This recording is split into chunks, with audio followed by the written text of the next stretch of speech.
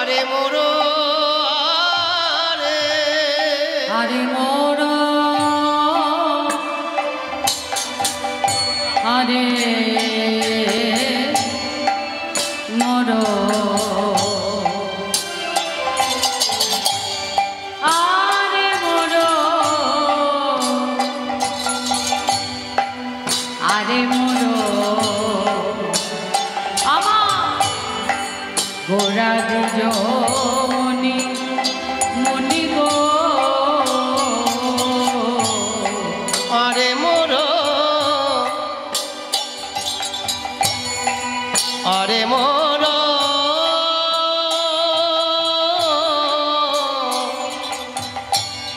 আরে মোরো আরে মোরো আরে মোরো আরে মোরো আমার গোরা দ্বিজ মনি মনি গো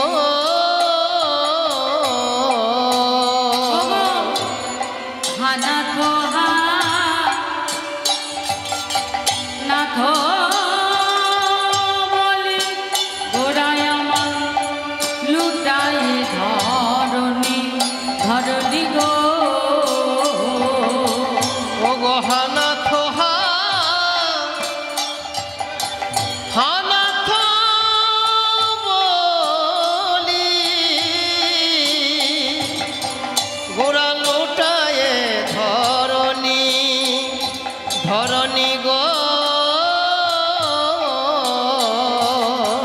বলিহারি যাই গো বলিহারি যাই গো বলিহারি যাই গো বলিহারি যাই গো গোরা ভাব বিলাসের বলিহারি যাই আমার গোরা ভাব বিলাসের বলিহারি যাই গো গোরা ভাব বিলাসের বলিহারি যাই আমার গোরা ভাব বিলাসের বলিহারি যাই তুলনা হয় না ভাবের তুলনা হয় না তুলনা হয় না তুলনা হয় না দণ্ডে নব ভাবের উদয় তুলনা হয় দণ্ডে দণ্ডে নব ভাবের হৃদয় তুলনা হয় না দণ্ডে নব ভাবের উদয় তুলনা হয় না দণ্ডে নব ভাবের উদয় দণ্ডে দণ্ডে নয় ফলে ফলে দণ্ডে দণ্ডে ভাবের হৃদয় দণ্ডে নয় ফলে ফলে দণ্ডে ভাবের দণ্ডে দণ্ডে নয় ফলে ফলে দণ্ডে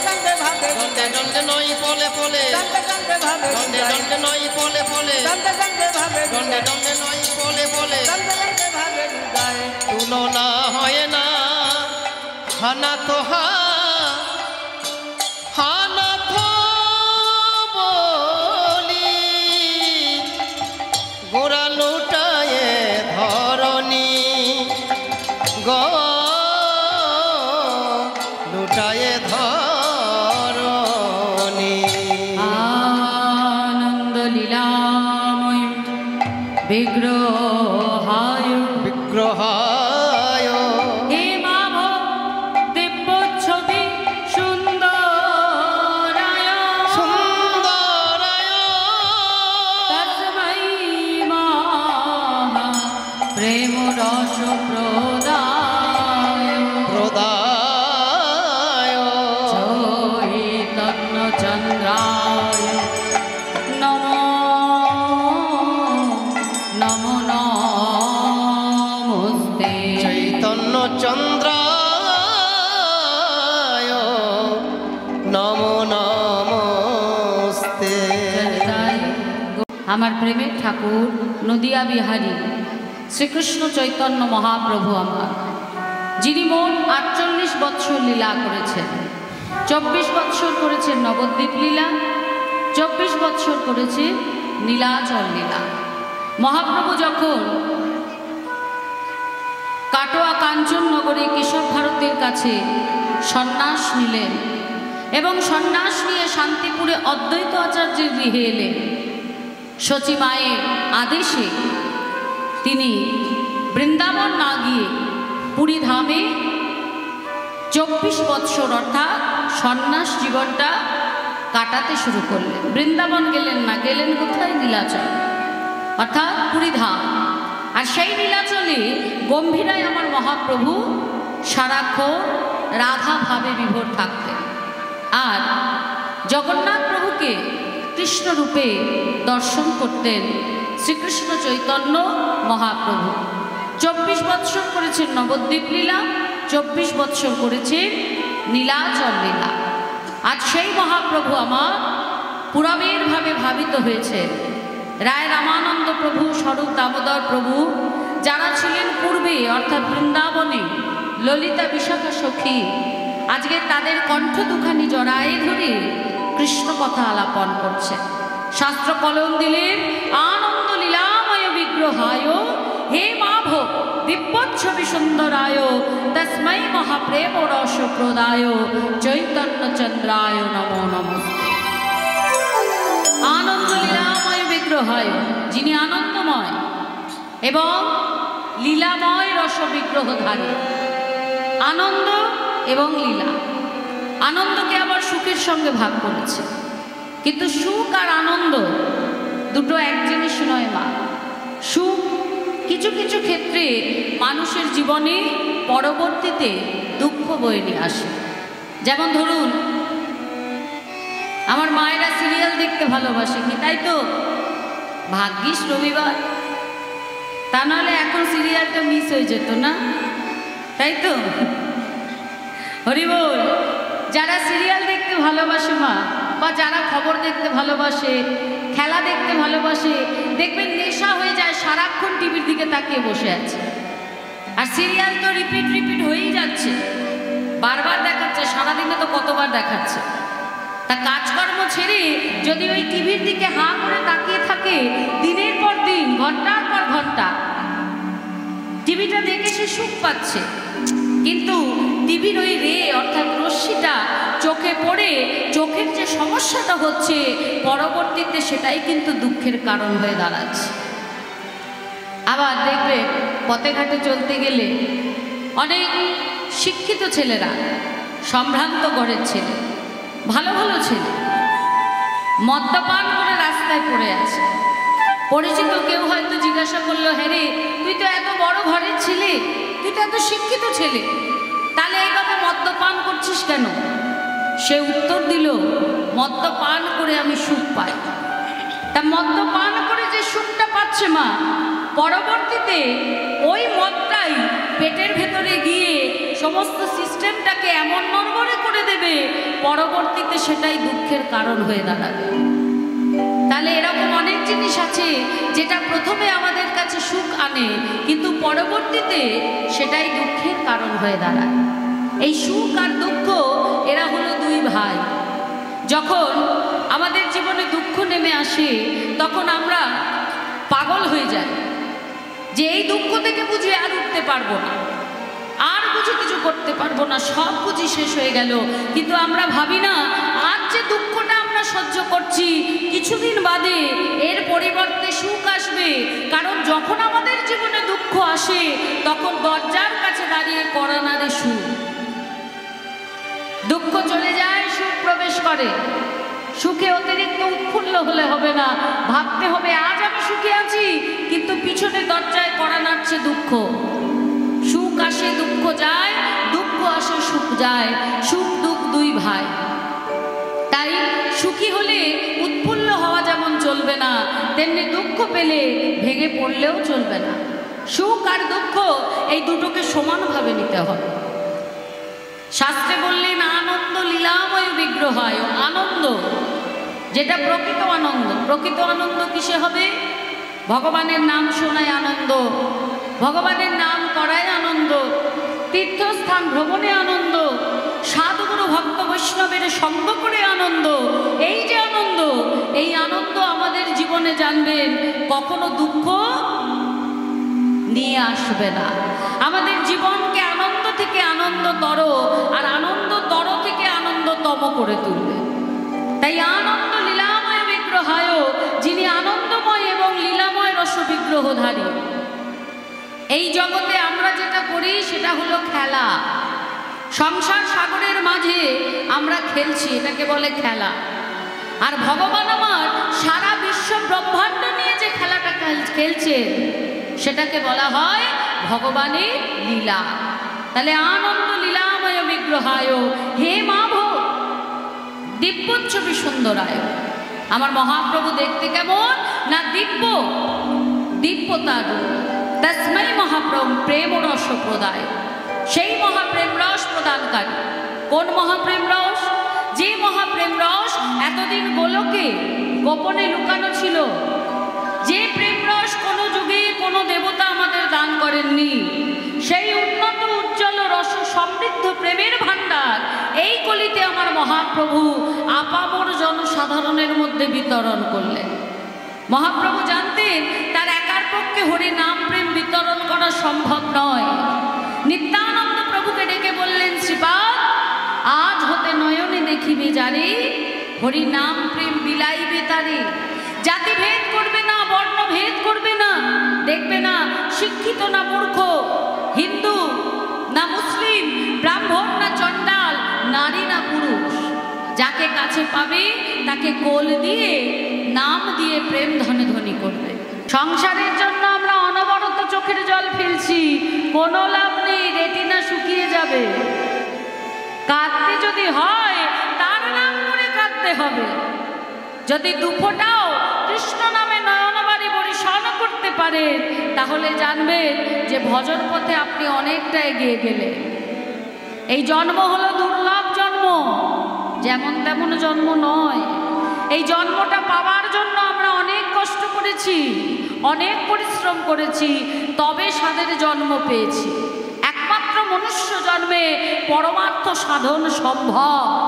একমাত্র মনুষ্য জন্ম পারে ভগবানের সঙ্গে মিলন ঘটাতে, এছাড়া আর কোনো জন্মে সম্ভব নয়। তার প্রমাণ হলেন আপনারা। এই যে আপনারা কষ্ট করে ভগবানের নাম শুনছেন বসে রাত জেগে, আপনাদের এই মাঝে যদি একটা কুকুর ঢুকে পড়ে, কি একটা বেড়াল ঢুকে পড়ে, বা একটা ছাগল ঢুকে পড়ে, সে কি বসে কীর্তন শুনবে? শুনবে মা? না কীর্তনের কিছু বুঝবে? সে কি করবে না তার খাবারের টুকরো আছে কিনা খুঁজে বেড়াবে। তাহলে দেখুন ভগবান কিন্তু এই ছাগল বলুন, কুকুর বলুন, বিড়াল বলুন, রক্ত মাংস হাড় দিয়ে পাঠিয়েছে। আর ভগবান মানুষকেও কিন্তু রক্ত মাংস হাড় দিয়ে পাঠিয়েছে। কিন্তু ভগবান মানুষকে যে অধিকার দিয়েছে পশু পাখিকে কিন্তু তা দেয়নি। তাই একমাত্র মনুষ্য জন্মে পরমার্থ সাধন সম্ভব, ভগবানের সঙ্গে মিলন সম্ভব। তাই বলছে দুর্লভ মনুষ্য জন্ম। কোনো শাস্ত্রগ্রন্থে তো লেখা নেই দুর্লভ দেবদেবী জন্ম। লেখা আছে? কোথাও লেখা নেই বাবা, সব জায়গায় লেখা দুর্লভ মনুষ্য জন্ম। আর সেই জন্যই স্বর্গের দেবদেবীরাও আশা করে, আহারে ওই মনুষ্য জন্ম নিয়ে যদি ধরাধামে যেতাম, আমরাও বদন ভরে ভগবানের নাম করতে পারতাম, আমরাও দুই হাত দিয়ে ভগবানের সেবা পূজা করতে পারতাম। যে জন্ম স্বর্গের দেবদেবীরাও বাঞ্ছা করে, বলে না যে দুর্লভ জন্ম দেবদেবী জন্ম, বলছে কি দুর্লভ জন্ম মনুষ্য জন্ম। এই জন্মটার পাবার আকাঙ্ক্ষা দেবদেবীরও থাকে। আর আমরা সে জন্ম পেয়ে আমরা হেলায় হারাই। কেন না? আমরা বিপদে পড়লে ভগবানকে ডাকি, সুখের দিনে ভগবানকে ডাকি না। যদি ভগবানের প্রতি আমাদের বিশ্বাস থাকে মা, সুখই বলুন দুঃখই বলুন, ভগবান সবসময় পাশে থাকবে। একটা খুব সুন্দর একটা সিদ্ধান্তের কথা মনে পড়ে গেল। একটা চোর একটা ভাগবতের পাঠের আসরের মধ্যে ঢুকে গেছে। চোরটা ভাগবত পাঠ হচ্ছে, প্রচুর ভক্তের সমাগম, সেই পাঠের মধ্যে ঢুকে গেছে। তা চোর কেন ঢুকেছে বাবা? ভাগবত পাঠ শুনবে বলে? পাঠ শুনবে বলে ঢোকেনি। চোর কেন ঢুকেছে? চোরের হাতের ময়লা দূর করবে বলে। মানে কার গলার চেনটা নেওয়া যাবে, কার পার্স থেকে টাকাটা তুলে নেওয়া যাবে, কার পার্সটা তুলে নিজের ব্যাগে ঢুকিয়ে নেওয়া যাবে, এত লোক, কিছু তো আমদানি হবে, এই মনে করে পাঠের আসরে ঢুকেছে। আর সেই সময় পাঠক মশাই বলছে, নন্দ রাজার ছেলে কৃষ্ণ সে যখন গোষ্ঠে যায়, মা যশোমতী তাকে হিরে জহরাত মণিমুক্তা দিয়ে সাজিয়ে দেয়। যেই না কথাটা কানে গেছে, সঙ্গে সঙ্গে কানটা চলে গেছে পাঠকের দিকে, পাঠকের দিকে কান দিয়ে আছে। পাঠক মশাই আবার বলছে, এই নন্দরাজার ছেলে যখন গোষ্ঠে যায়, গরু চড়াতে যায়, তখন তার মা যশোমতী হিরে জহরাত মণিমুক্তা দিয়ে তাকে সুন্দর করে সাজিয়ে দেয়। চোরটা মনে মনে ভাবছে, দেখেছো এই নন্দরাজার ছেলে যখন গোষ্ঠে যায় তখনই যদি এত গয়না পরে, তাহলে না জানি এর আরো কত গয়না আছে। আমাকে এই নন্দরাজার খোঁজ করতে হবে, আর ওই ছেলেটা যখন গোষ্ঠে যাবে তখন পথে ছেলেটাকে ধরে গয়নাগুলো কেড়ে নিতে হবে। কিন্তু জানবো কি করে এই নন্দরাজা থাকে কোথায়? পাঠ শেষ হয়ে যাওয়ার পরে ওই পাঠকের কাছে গিয়ে বলছে, আচ্ছা পাঠক মশাই, আপনি যে পাঠে বললেন নন্দরাজার ছেলে যখন গোষ্ঠে যায় তখন তার মা তাকে হিরে জহরাত মণিমুক্তা দিয়ে সাজিয়ে দেয়, তাই নন্দরাজার বাড়িটা কোথায়? পাঠক মনে মনে ভাবছে, পাগল নাকি? বলছে, আরে বলুন না নন্দরাজার বাড়ি কোথায়? তা বললেন নন্দরাজার বাড়ি বৃন্দাবন। কিভাবে যেতে হয় সব বলে দিলেন পাঠক। পাঠক তো আর জানে না যে চোর কি ভাবনা নিয়ে সেখানে যাচ্ছে। যেরকম ভাবে পাঠক বলেছে এই চোর ঠিক সেইভাবে গেছে। জঙ্গলের মধ্যে লুকিয়ে আছে মা, অপেক্ষা, নন্দরাজার ছেলে আসবে আর তার কাছ থেকে গয়নাগাটি কেড়ে নেবে। একদিন যায়, 2 দিন যায়, 3 দিন যায়, খাওয়া নেই, ঘুম নেই, মশার কামড়, পিঁপড়ের কামড়, হিংস্র জীবজন্তুর ভয় সবকিছু উপেক্ষা করে চিন্তায়, ভাবনায়, শয়নে, স্বপনে, নিশি জাগরণে শুধু একটাই নাম, কৃষ্ণ কখন আসবে, কৃষ্ণ কখন আসবে। দেখতে দেখতে 7ম দিনের দিন দেখছে একটা বাচ্চা ছেলে বাছুরি নিয়ে এগিয়ে আসছে। মনে মনে ভাবছে ওই পাঠক যেমনটি বলেছিল একেবারে তেমন, তার মানে এই হলো নন্দরাজার ছেলে। চোরটা ওই জঙ্গল থেকে বেরিয়ে সামনে দাঁড়িয়ে বলছে, এই যে তোমার নাম কৃষ্ণ? আমার ভগবান ঘাড় নাড়ছে। তোমার বাবার নাম নন্দরাজা? বেশ, তা তোমার অনেক কথা শুনেছি, সামনে থেকে দেখলাম, বেশি কিছু বলবো না, দেখি তোমার ওই গয়নাগুলো আমাকে খুলে দিয়ে দাও তো, আমি অনেক দূর থেকে এসেছি তোমার কথা শুনে, তোমার গয়না নিয়ে যাব। দেখো, আমরা ভগবানের কাছ থেকে কত কিছু চাই, কেউ ভক্তি চাই, কেউ প্রেম চাই, কেউ সুখ চাই, কেউ সমৃদ্ধি চাই, আর এই চোরটা ভগবানের গায়ের গয়না চাইছে। ভগবান এক এক করে সকল গয়না খুলে দিলেন। মনের আনন্দে গয়না নিয়ে ফিরে এলো চোর। ফিরে এসে মনে মনে ভাবছে সবই বিক্রি হবে, কিন্তু কথা হচ্ছে এই যে চূড়ার বাঁশিটা, এটা তো কেউ নেবে না। এটা যদি আমি কারোর কাছে বিক্রি করতে চাই, আমাকে পিটিয়ে মেরে ফেলবে, বলবে কোন মন্দির থেকে চুরি করে এনেছে। আমি বরং এক কাজ করি, যে পাঠকের জন্য আমি এত কিছু পেলাম, এই চূড়ার বাঁশিটা ওই পাঠকটাকে দিয়ে আসি। এই বলে পাঠকের কাছে এসে চূড়াবাসী যখনই দিয়েছে, পাঠক বলছে, কে তুই? বলে, আমি চোর। চোর? আমার কাছে কি করছিস? বলে, এই যে এই দুটো আপনাকে দিতে এলাম। বলে, দিতে এলি মানে? কোন মন্দিরে ভগবানের চূড়াবাসী চুরি করেছিস? আর চুরি করে চোরের জিনিস আমাকে দিতে এসছিস, চুরির জিনিসটা, যাতে পুলিশ এসে আমায় ধরে নিয়ে যায়? এক্ষুনি তোকে আমি পুলিশে দেবো। বলছি, বিশ্বাস করুন, আমি কোনো মন্দির থেকে ভগবানের জিনিস চুরি করিনি। আপনি পাঠে বলেছিলেন, আপনি পাঠের মধ্যে বলেছিলেন নন্দরাজার ছেলে কৃষ্ণ সে যখন গোষ্ঠে যায় তার মা তাকে হিরে জহরাত মণিমুক্তা দিয়ে সাজিয়ে দেয়। আপনার কাছ থেকে ঠিকানা নিয়ে আমি গেছিলাম, কৃষ্ণর সাথে আমার দেখা হয়েছিল, আর কৃষ্ণ নিজে তার গায়ের গয়না খুলে আমার হাতে দিয়ে দিয়েছিল। পাঠক মশাই বলে, ইয়ার কি পেয়েছিস বেটা? কলিযুগে ভগবান কৃষ্ণ তার গয়না তোকে দিয়েছে, ইয়ার কি মারার জায়গা পাসনি? এক্ষুনি তোকে পুলিশে দেবো। বলছে, বিশ্বাস করুন, যদি বিশ্বাস না হয় আমার সাথে চলুন, আপনিও কৃষ্ণকে দেখতে পাবেন। আর যদি না পান, আপনি ফিরে এসে আমাকে পুলিশের হাতে তুলে দেবেন। পাঠককে নিয়ে গেল বৃন্দাবন, সেই ঝোপের মধ্যে লুকিয়ে রইল। দিন যায়, একদিন গেল, 2 দিন গেল, 3 দিন গেল, কৃষ্ণর দেখা নেই। পাঠক রেগে গিয়ে বলছে, মিথ্যে কথা বলে আমাকে এখানে তুই নিয়ে এসেছিস, আমার সমস্ত কাজে, আমার সাধন ভজন সবকিছুতে তুই ব্যাঘাত ঘটালি, তোকে আমি ছাড়বো না, তোকে দেখাচ্ছি মজা। বললে কি হবে?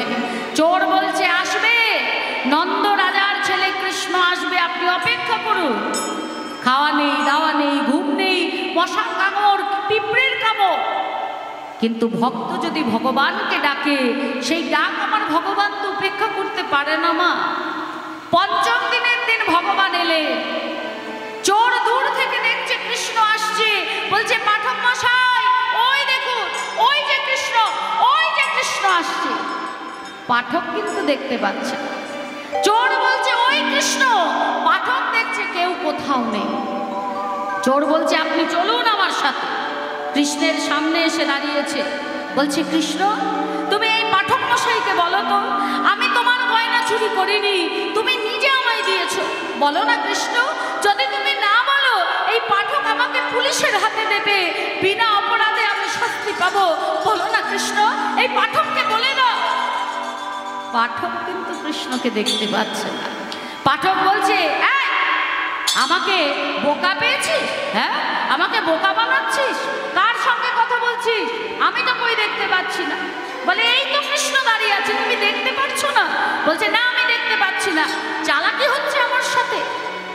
চোর কেঁদে কেঁদে বলে, ও হে কৃষ্ণ, আমি তোমায় দেখতে পাচ্ছি, আমি তোমার সাথে কথা বলতে পারছি, কথা বলতে পারছি, তবে পাঠক কেন তোমায় দেখতে পাচ্ছে না? ও যদি তোমায় দেখতে না পায়, ও যে আমার কথা বিশ্বাস করবে না। কৃষ্ণ বললেন, তুমি সহজ সরল মনে পাঠকের কথা বিশ্বাস করেছিলে, তুমি বিশ্বাস করেছিলে এই কলিযুগে কৃষ্ণ আছে, তুমি বিশ্বাস করেছিলে এই কলিযুগে নন্দ রাজার ছেলে কৃষ্ণ, সে গোষ্ঠ গোছারণে বাছুরি নিয়ে বেড়ায়, তাই তুমি ছুটে এসছি। কিন্তু এই পাঠক আমার কথা প্রচার করলে কি হবে? এ বিশ্বাস করে না যে কলিযুগেও কৃষ্ণ আছে। তাই তুমি যে প্রেম নয়ন পেয়েছো, তাই দিয়ে আমায় দেখেছো, সেটা পাঠকের নেই। তুমি এক কাজ করো, ওই পাঠককে স্পর্শ করো, তোমার স্পর্শ পেলে ওর প্রেম নয়ন জাগ্রত হবে, তখনও আমাকে দেখতে পাবে।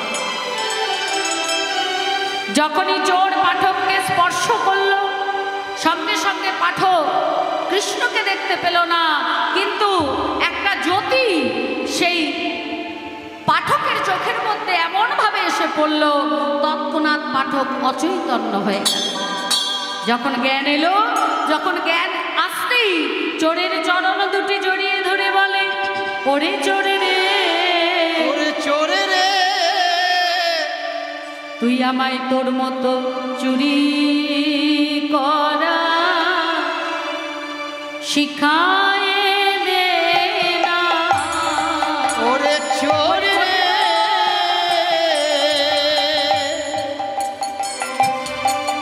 আমায় চুরি করা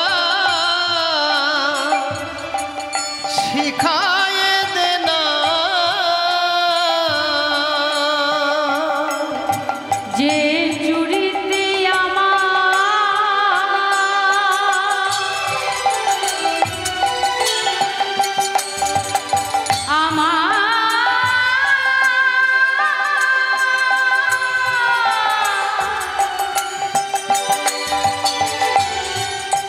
যে চুরিতে আমার গোবিন্দ মেলে, আমায় চুরি করা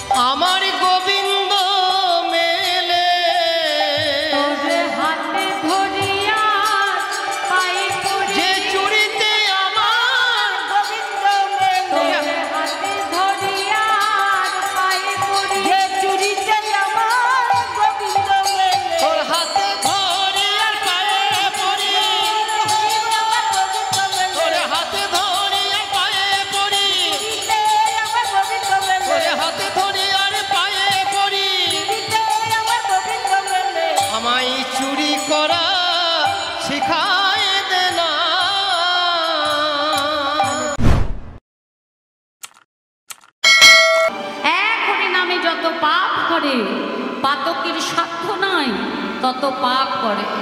একবার হরে কৃষ্ণ নাম করলে যত পাপ খণ্ডন হয়, পাতকের সাধ্য নেই তত পাপ করবে।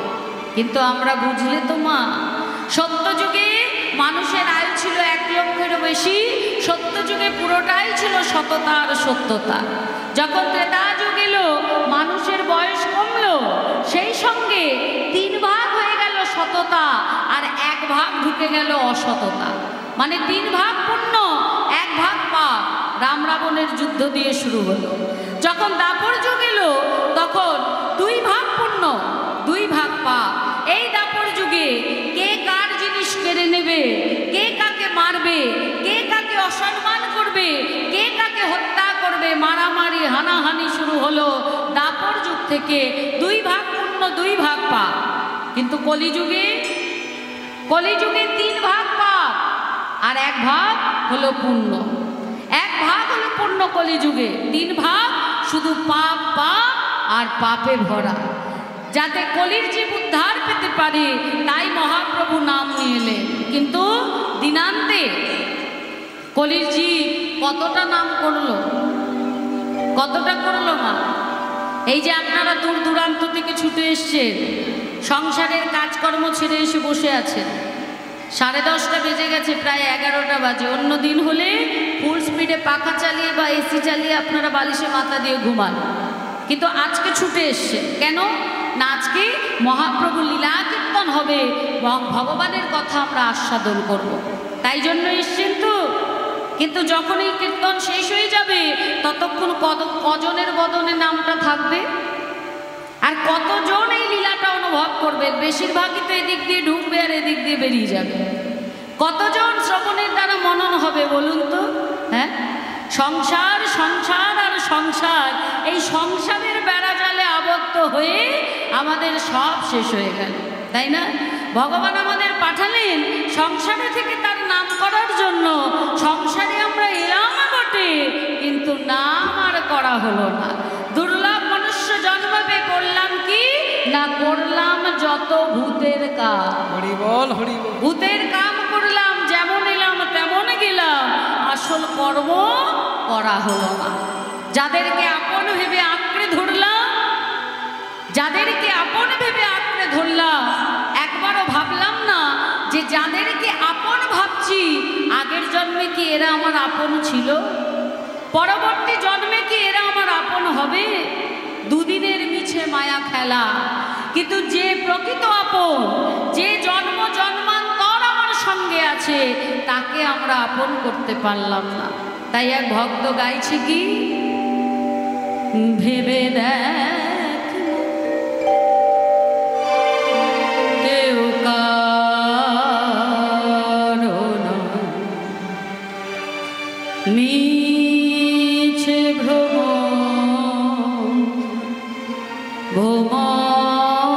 ভ্রমণ্ডলে ভেবে দেখ মন কেউ কারো নয়, মিছে ভ্রমণ্ডলে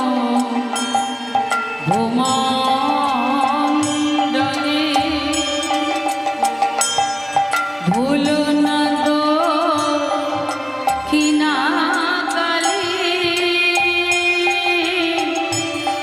বদ্ধ হয়ে মায়া জালে।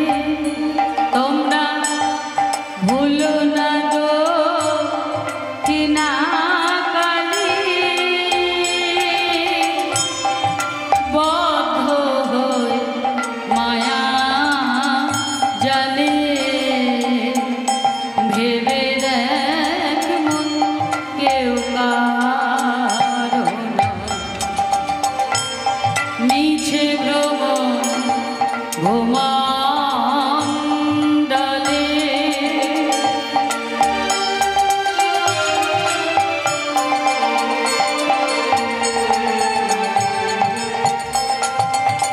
এই জগতে কেউ কারণ নয়।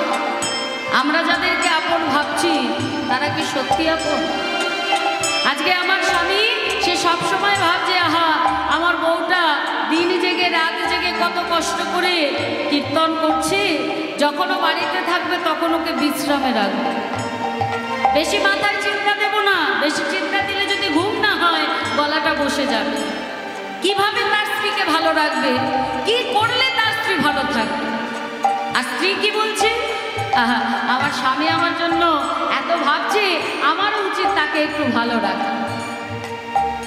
একে অপরের জন্য ভাবছে, কারণ পিতামাতার পরে একজন মেয়ের জীবনে যদি কারোর দাম থাকে সে হলো স্ত্রী, এবং একজন পুরুষের কাছে পিতামাতার পরে স্ত্রী, এবং একজন নারীর কাছে তার স্বামী, তাই না? তাই স্বামী স্ত্রীর কথা ভাবছে, স্ত্রী স্বামীর কথা ভাবছে, কিন্তু যখন যাবার সময় হচ্ছে তখন কি একে অপরের কথা ভাবছে যে ও যখন সময় হয়েছে আমাকে ওর সাথে যাওয়া উচিত, যাব আমি। যখন তার সময় হবে তাকে যেতে হবে, যখন আমার সময় হবে আমাকে যেতে হবে। কেউ কারোর সঙ্গের সাথী কিন্তু হব না। যার যতটুকু কর্ম শেষ তাকে চলে যেতে হবে। অথচ তাকে নিয়ে আমরা ভাবছি, যার কথা ভাবলে কাজের কাজ হবে তাকে ভাবছি না, তাই না? তাই ভক্ত বললেন কি,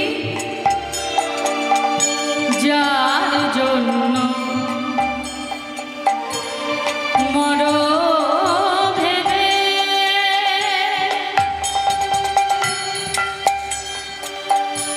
সে কি তোমার সঙ্গে যাবে।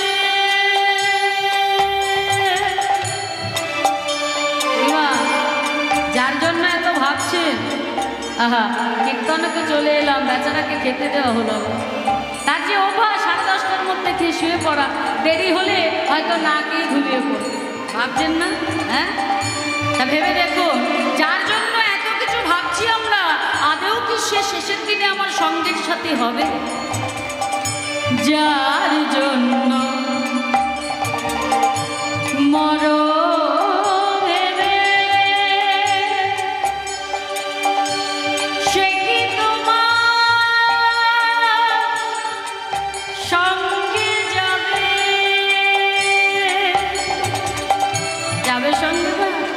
যাবে না, উল্টে কি করবে? ঘর থেকে কতক্ষণে সব দেহটাকে বার করবে সেই চিন্তা করবে। সব যাত্রীদের বলবে তাড়াতাড়ি সব দেহটাকে নিয়ে শ্মশানে যাও, কারণ সব দেহ বার হয়ে গেলে এখানে আমায় গোবর ছড়া দিয়ে ঝাঁটা পেটা করতে হবে, চারিদিকে অমঙ্গল ছড়িয়ে আছে। তাহলে যতদিন বেঁচে ছিলাম ততদিন মঙ্গল, যখন প্রাণ পাখি উড়ে চলে গেল, এই নিথর দেহ পড়ে রইল, তখন হয়ে গেলাম অমঙ্গল। সেই প্রেয়সী, সেই প্রেয়সী দিবে ছাড়া অমঙ্গল হবে বলে, সেই প্রেয়সী দিবে ছাড়া অমঙ্গল হবে বলে, ভেবে দেখ মন কেউ কারো নয়, মিছে ভ্রম ভূমণ্ডলে।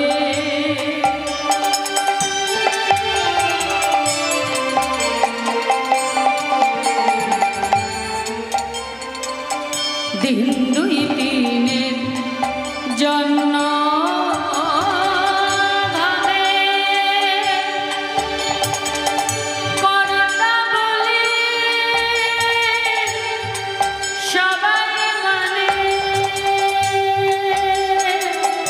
দিন দুই তিনের জন্য ভাবে, দুদিনের আসা যাওয়া, কমল দল জল জীবন টলমল, পদ্ম পাতায় এক বিন্দু জল পড়লে টলমল করে, কখন পড়ে যাবে কেউ বলতে পারে না। আর জলটা যখন পড়ে যায় তখন কিন্তু দাগও হয় না। ঠিক সেরকম আমাদের এই দেহরূপী পদ্ম পাতায় প্রাঞ্জল টলমল করছে, কখন পড়ে যাবে কেউ বলতে পারে না। প্রাণ জল পড়ে গেলে এখানেও কিন্তু দাগ হয় না মা। আপনজন, আত্মীয় স্বজন, পরিজন 2 থেকে 3 দিন কাঁদে, তারপরে আস্তে আস্তে যে যার কাজে ব্যস্ত হয়ে যায়, মন থেকে স্মৃতিটাও কিন্তু মুছে যায়, তাই না? তা 2 দিনের জন্য এসে আমরা ভাবি এই সংসারের কর্তা আমি, কিন্তু সংসারটা কার? কে দিল সংসার? কোথা থেকে পেলে সংসার? আমরা প্রত্যেকে হলাম আমার ভগবানের ভাড়াটে। যেমন বাড়িতে ভাড়া দিলে আমরা এগ্রিমেন্ট করি, চুক্তি করি, 11 মাসের চুক্তি। 11 মাস হয়ে গেলে নয় ভাড়া থেকে উঠে যেতে হয়, আর না হলে আবার নতুন করে এগ্রিমেন্ট করতে হয়। ঠিক সেই রকম আমরা হলাম ভগবানের ভাড়াটে। যখন এখানে এসছি ভগবানের ওই চুক্তির মধ্যে সই করে রেখে এসছি মা। আর আমাদের জন্ম হওয়ার আগে আমাদের মৃত্যু দিনটা লেখা হয়ে গেছে। আগে লেখা হয় মৃত্যুদিন, তারপর লেখা হয় জন্ম, তারপর লেখা হয় কর্ম। কোন দিন, কোন বার, কোন ক্ষণ, কোন সময়, কোন সাল আমাদের এই বাড়িটা ছেড়ে দিয়ে চলে যেতে হবে, এই বাসা পরিবর্তন করতে হবে, সেটা একমাত্র সে জানে। তার 1 সেকেন্ড নড়চড় হয়। তাহলে সংসার তার, সংসার আমার নয়। 2 দিনের জন্য সংসারে এসে নিজেকে কর্তা মনে করলাম। তাই ভক্ত বলছে কি, সেই কর্তা রে দেবে ফেলে আমার কালা কালে কর্তা এলে। সেই কর্তা রে দেবে ফেলে কালা কালে কর্তা এলে। ভেবে দেখ মন কেউ কার নয়।